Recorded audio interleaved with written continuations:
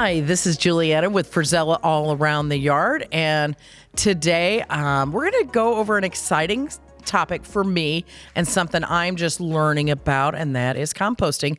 And I have Tom Tharp with St. Louis or STL Composting, STL, and he's going to talk with us for this next half hour or so about composting. And I have learned a lot about composting. It's a funny story about, I guess 25 years ago is the first time I ever was introduced to composting. It was my mother-in-law, and she had a little bin much like this one in her sink, and there was coffee grounds and eggshells and potato peels and all kinds of stuff. And I go, well, what is that, Mom? And she goes, I'm composting for my garden. And I'm like, well, that's interesting. So I guess that's the easy way to get introduced to composting. And it wasn't even thinking about it. She goes, but it's so good for my veggies when I'm growing them.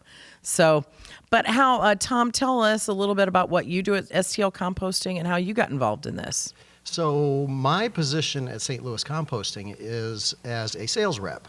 I work with garden centers and contractors, landscapers, even homeowners from time to time, helping them with problems that they might have with their garden spaces, lawns, things of that sort. Been with the company since 2012. Oh, wow. But in the horticultural business since 1999. So very good. Kicking around in the dirt for a little while. Little bit, haven't you? Forgive my pun there. Awesome. You know, when people think of composting, sometimes I think smelly, but it isn't really smelly all the time, is it? No, what you tend to wind up with finished compost is something that smells kind of rich and earthy and moist. It's you run into smells when you're not doing it correctly. So when you don't have enough aeration in your compost pile to make the microbes that you want to be working work, you get anaerobic, it gets sour, it gets stinky. That tends to be the case with food scraps a lot more often than it would be with just yard waste, the grass clippings, the organic material like that. Yeah, the grass clippings and leaves and sticks and things like that. Those are pretty easy to work with. Yeah, there's just so much as far as the yard waste that, I know we go through every week on a weekly basis at my own home. And I think, God, what a great way to get rid of this is to compost it all. Sure. And so how is a beginning composter, say it's me at my house, how am I going to start it? Well, for one, you're going to have a spot to do it. Okay. A place out maybe by the garage or on the back corner of the lot where it's not directly in front of your living space and so on, because there are a few little odors and sometimes there's flies that want to come around and things like that. So having some space to collect and assemble your compost areas is going to be important. It's maybe a good idea to have some cooperation with the neighbors and don't put it right next to their bedroom window. But hey, once this is done, I'll give you some, right, And maybe a good trade-off, maybe not. Awesome. I know here we sell a lot of bag compost, but also we have gotten, bulk compost from STL Composting, which we definitely have sold in the past. I know we use on our larger jobs and things like that.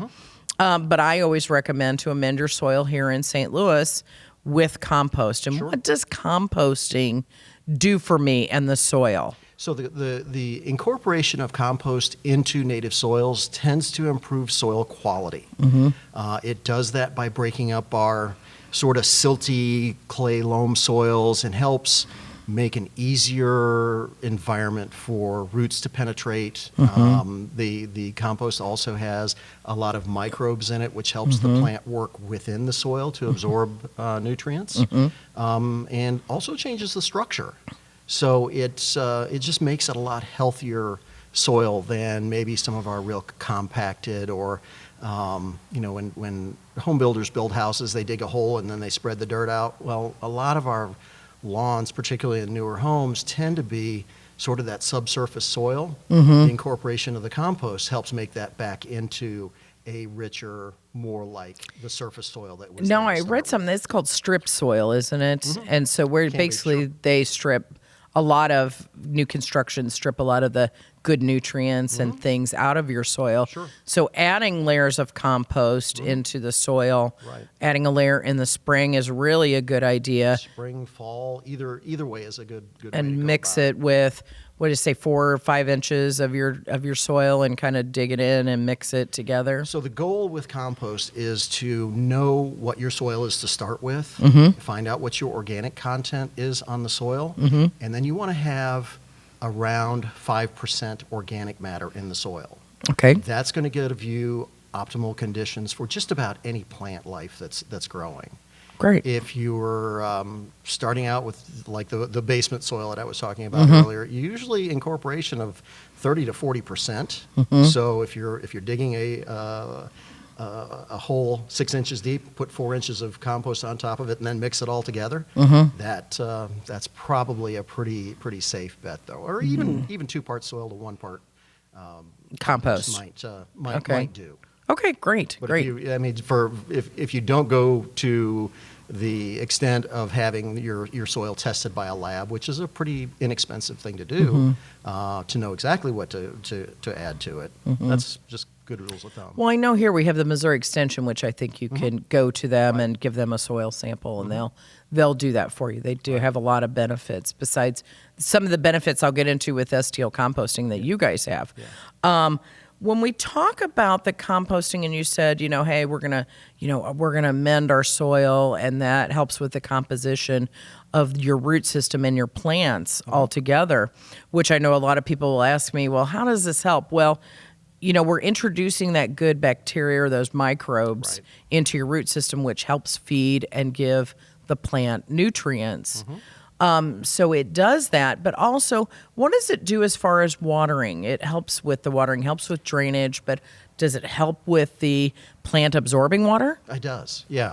Basically, if I were to take a dry sample of compost, it would actually hold 6 times its weight in water. Oh my goodness. So the compost acts like a sponge within the soil, but since it's all small particles and mixed into the soil, it just sort of fills that area up and helps the soil balance moisture. It doesn't make it soggy, it makes it more balanced. So there's moisture available when we have some of our drought times in a compost amended soil versus a bottom type soil. So awesome about planting, which is something that we preach here too every day. I don't know how many times a day. Look around us. There's lots of plants. It's gorgeous back here. So we know it's tried and true, and it does very well.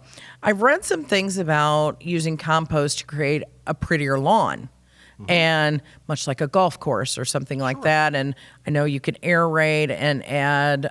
What time of year would you do that? So usually people are doing a renovation of their turf in the fall now. Right. They're going through and doing a core aeration. They can hire a contractor to Or do it yourself. Or do it yourself. This is the time of year that we recommend adding that compost. And we recommend the following steps.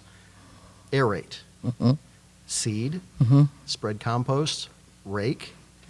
2 weeks, prepare to start cutting grass again because it's really going to wake up that turf and get things rocking. So you're going to mow again and water and mow again before we go to sleep for the winter. Wow. And then in the spring, that's just going to pop up and be... It's going to be there. It's going to be working all winter long to help the root systems be stable, and then when the roots start waking up and taking up nutrients, they're going to be ready to go. Wow, that's pretty cool. Yeah. So when I read about composting, we talk a little bit more about composting, and that is, I know here at Frisella we have several products to help us compost, but they talk about brown, we talk about green, we talk about the water. Brown is what? Brown is going to be things like leaves, dead leaves that they're collecting right now, sticks, wood chips, dead plant material, something that for all intents and purposes is probably brown.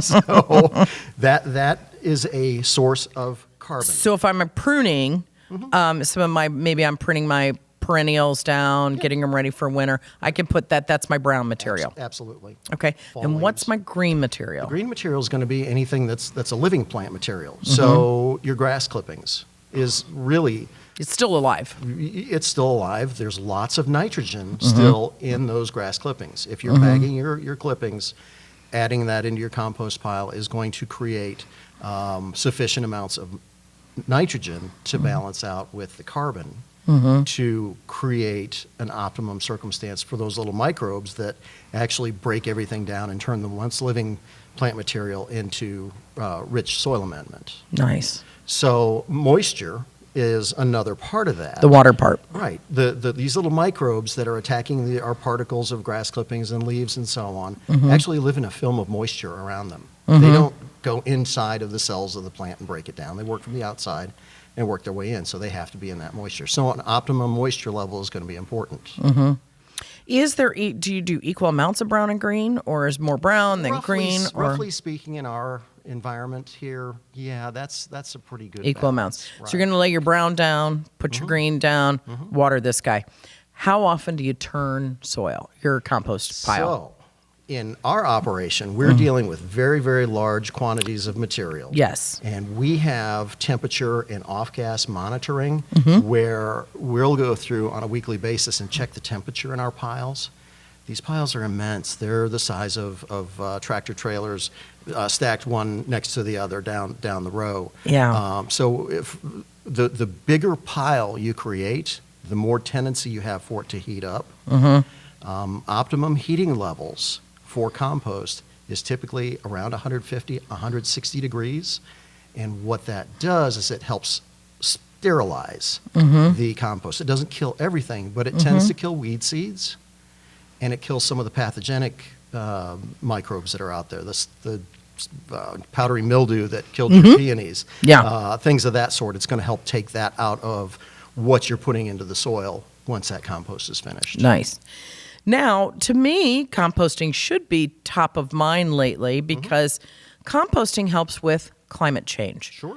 The emission of methane gas, which we've talked about. I know the president signed that agreement that to reduce methane gases by 30%. I read somewhere that if we all composted, we would reduce gases by 24% if we all just composted a little bit at our house every day.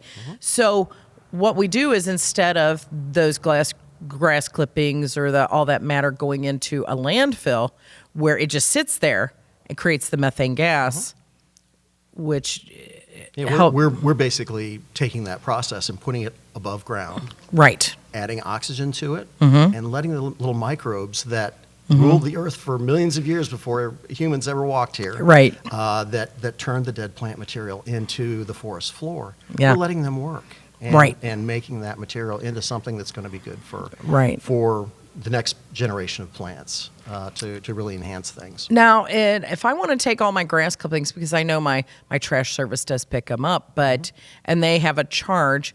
If I go to STL Composting and deliver that, which there's 7 locations here in the St. Louis area. 7 or 8, it's hard to keep up. Yeah, you guys are adding them all the time. I can take it there, and I think the prices are probably a little bit cheaper than what my hauling is off to. So the typical paper bag that you'd buy at your home center is going to be $1 per each dropped off at our locations. You'll stop into the office. You tell them how many you got. They'll ask you for your money, send you out to the pile. You throw them on there, and then we take it from there. Good to go. Yep. Yeah. The one free thing that I know you're offering right now is pumpkin drop-off. And you can see we've got thousands of pumpkins around here, but you can take your pumpkins to the Valley Park location or the Belleville, Illinois location. That's correct. And drop off your pumpkins, and that is free of charge. Yeah. So, or if you're out here like we are in Defiance, you may want to give that non-treated pumpkin, something that doesn't have any kind of paint on it or any kind of chemical enhancement on it. I know that's pretty good deer food, and you might want to give it to the deer instead of your hydrangea to the deer. I think that's a good plan. Yeah, they like to eat a lot of plant material, or keep them away from your arborvitaes. Let's give him the old pumpkin. Hostas, Oh my it's gosh, a wonderful deer salad. I call it a salad bar. We've created a salad bar for our deer. So that's a wonderful service that you offer as well. Now, when I go to STL composting, I want to pick up some bulk. I'm going to do, I'm going to carry. I don't have time to compost. I may want to drop off my stuff, but I want to pick up some compost. Sure. Is there different kinds of compost I can pick, or is it all just one kind, or do you do different balances of compost? So as compost goes on its own, we basically have one recipe that we use to make compost with. We will finish it in different ways. So our flagship is called Black Gold, and Black Gold is fundamentally yard waste compost, but it also can have some food residual scraps in it. So when you go to the restaurant, you don't eat all your salad, it goes in there. The back of the house is typically what comes to us. So nice. when they're squeezing oranges, we get the rinds. You get the juice, we get the rinds. And that'll all come to us, and that'll get integrated into our compost piles as we go. But getting back to the different types, Black Gold Compost is the flagship. We offer a version of that which is screened more finely, and that's called Field and Turf Enhancer. That's what I want to do on my lawn. That is what we were talking about earlier with the core aeration. Because it's finer, it doesn't have some of the bigger particles in it, so it tends to settle down into those little holes that the aerator make more easily, and then become soil more quickly. Nice. Yeah. Okay. So in addition to that, we also have organic compost. OMRI, the Organic Materials Resource Institute. I always trip over that one. But they basically list our organic material for organic food production, or if you feel that you're better off, just staying away from maybe a little pesticide residual that might have been in those tomatoes that went into the food waste. Just a little cleaner type material. And we offer Premium Gold, which is the listed material, and Premium Field and Turf for that purpose. So of our offerings, those are the four. And a great value. I looked at their prices, and if you want to go to the STL Composting website, STL Composting, and I think that's it.com, and compost.com. Right. Sorry about that. No. And man, there is a wealth of information there. It will tell you everything about your composting and what it's doing, and gives you links to valuable resources onto different websites to help you with your composting. You also have us at Frisella Nursery here, where we deal in some composting up to, we have our big tub here, which I would say that's for a major composter as far as the home. Not like you guys are doing mounds and mounds and mounds. Ours are bigger. We do have a roll mix composter, and we do carry compost caddies like my mother-in-law started. And we have the liners that go with them too. So those are things that can help you start composting. If you're super interested in it, every little bit helps in the composting world to keep things out of our landfills. And I think that's super, super important. So I talked about the soil stripping.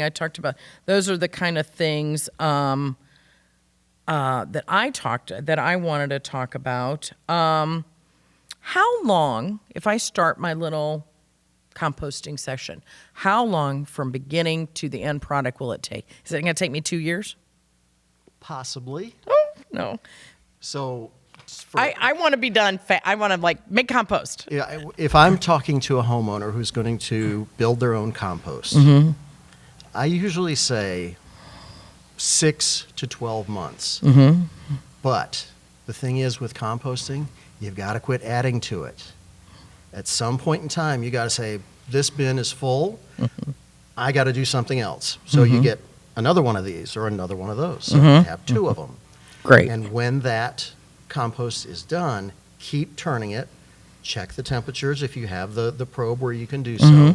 And once that material reaches the 150, 160 degrees and starts cooling down again, it's probably ready to use. Oh, nice. So the key is if you keep throwing banana peels on your compost pile, it's never going to stop.